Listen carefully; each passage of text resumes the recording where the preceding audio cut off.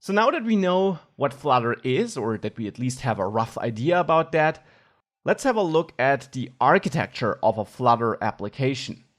And there, the most important thing, which you'll see over and over throughout the course, is that Flutter has that idea of building user interfaces as code. That's called UI as code. You build a widget tree in your Flutter apps, and I'll come back to that in a second. In the end, the idea is that you will have no visual drag and drop editor for adding buttons or text inputs to your screens to what the user sees. Instead, you'll work only in code. We'll write everything in code, and whilst this might sound intimidating at first, you will see that Flutter has a really nice approach for that, which makes creating interfaces with this UI as code approach a breeze. Now, besides this core idea of how you build your apps in Flutter, this UI as code approach, it's also important to understand that Flutter apps do actually embrace platform differences whilst being based on one code base.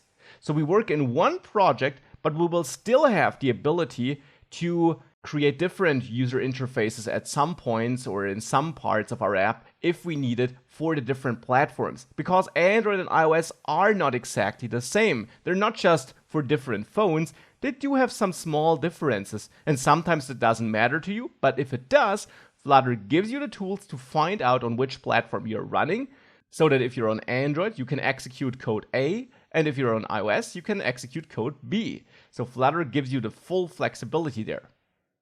Now let's first of all have a look at that widget thing again. In Flutter, everything's a widget. That's important to understand. If you had an app that looks like this, then this is a bunch of widgets. For example, here, the app bar at the top with the tabs in there, that's one huge widget with a lot of smaller widgets in there. And all these elements on the screen are just widgets in the end.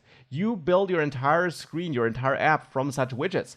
Actually, the whole page is a widget, and even the whole app is wrapped in one main widget. And a widget, as you will see throughout this course, is really just a code snippet, an instruction you place in your code. Something like, please render a button here. That's a widget. It'll be as simple as that. And your entire app is therefore built as a widget tree. You have this root widget, which is your app itself. Then you might have different screens there. On the different screens, you have different sections, and in there you might have text inputs, text outputs, buttons, tabs, drop-downs. And a widget might hold other widgets. For example, your tabs widget might hold individual tab widgets. But thinking about this in an abstract way can be really difficult, and therefore for now, just keep that term widget tree in mind.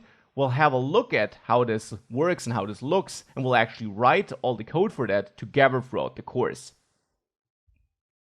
Now, this UI as code concept is also important. If you had an application that looks like this here, then, as I mentioned earlier, you don't build it by dragging and dropping elements into a visual editor.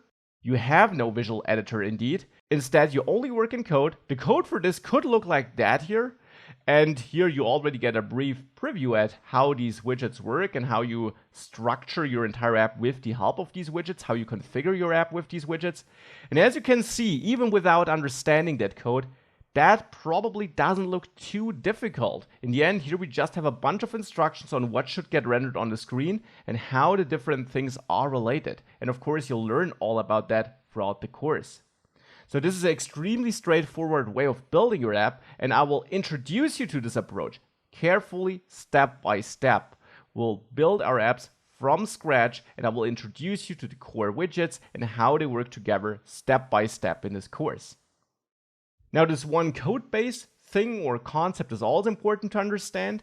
In the end, you will have a bunch of Dart files in your project, and these will make up your application, and you build an Android and an iOS app based on that one project.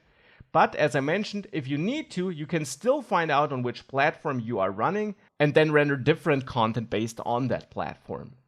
So these are the core Flutter ideas. Again, if they're not 100% clear at this point, that's normal. We just started. We'll of course use all these features and go through all these features step by step as we progress through the course.